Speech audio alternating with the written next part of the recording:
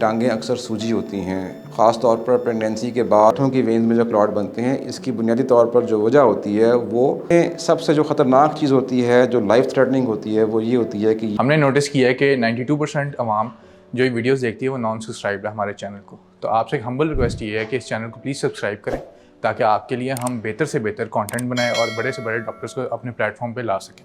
Thank you. السلام علیکم جی، میرا نام ڈاکٹر عدیل مشتاق ہے. میں ایک ویسکولر سرجن ہوں. میں بھی اپنی خدمات لاہور جنرل ہسپتال میں بطور اسسٹنٹ پروفیسر سرجری انجام دے رہا ہوں. اگر آپ مجھ سے اپوائنٹمنٹ لینا چاہتے ہیں تو دیے ہوئے لنک پہ کلک کیجیے.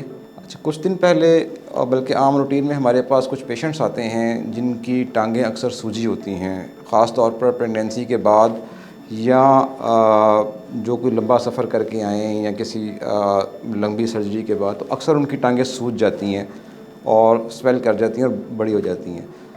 تو ایسی صورت میں ان کو چاہیے کہ وہ فوری طور پہ ویسکولر سرجن سے رابطہ کریں، کیونکہ ایسی پیشنٹس میں ان کی وینز میں کلاٹ موجود ہو سکتے ہیں.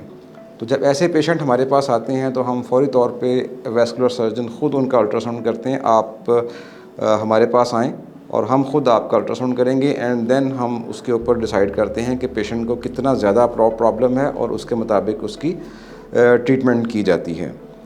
عام طور پر یہ جو ڈیپ وینز میں کلاٹ بنتے ہیں، یعنی کہ پٹھوں کی وینز میں جو کلاٹ بنتے ہیں، اس کی بنیادی طور پر جو وجہ ہوتی ہے وہ پریگنینسی ہوتی ہے، کینسر ہوتا ہے، یا کوئی لمبا سفر آپ نے کیا یا کوئی لمبی سرجری آپ نے کروائی، خاص طور پر آرتھوپیڈک سرجری.